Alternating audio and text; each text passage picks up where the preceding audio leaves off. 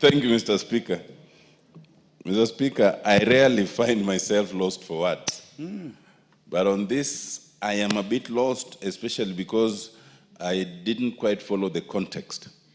But to the extent of your briefing, I would say two things. First, that a distinction must be made between private hospitals and public hospitals. There are things private hospitals can do which public hospitals by law ought not to do. And in the event that we are talking of a public hospital, then the question of sustainability in terms of profit-making ought not to arise and ought not to be the primary consideration. The second issue, which however is constitutional, is the right and entitlement to emergency medical treatment. Now, that is a constitutional right that accrues and covers both private and public hospitals. I would imagine that the dilemma some hospitals have faced, and I have suffered this myself, even as we speak, 2 of my constituents have been detained after passing on, one in a private hospital and one in a public hospital.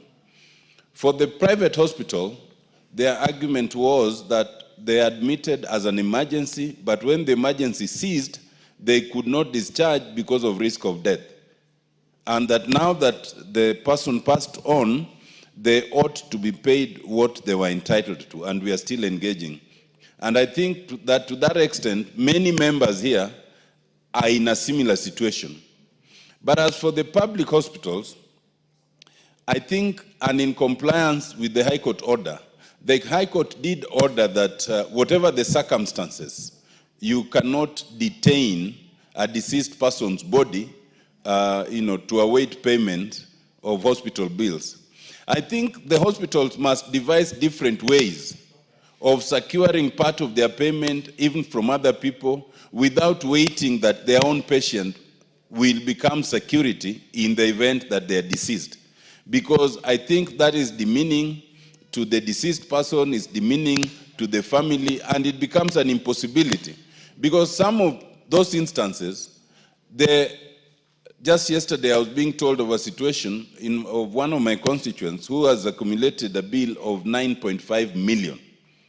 And so some of these hospitals also intentionally sustain the patients, even when knowing they are beyond the point of redemption, just knowing that in African tradition, most people will not allow the deceased person to remain there.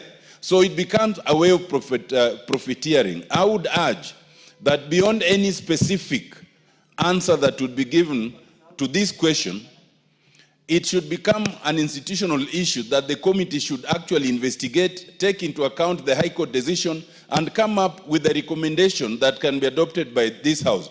Because we are all suffering and we all get these reports in this context. But I think merely an answer that says the hospitals must sustain themselves would be insufficient. And I would agree with Honorable Kasalu. Thank you very much. The Honorable Dr. Wilberforce Oundo. Honorable Speaker, I wouldn't want to delve into the legal issues because that's your area of forte, but I just want to draw attention to the hospitals and all over that Article 43 of the Constitution of Kenya gives the rights to medical care regardless of the hospital. So at the starting point, no hospital should deny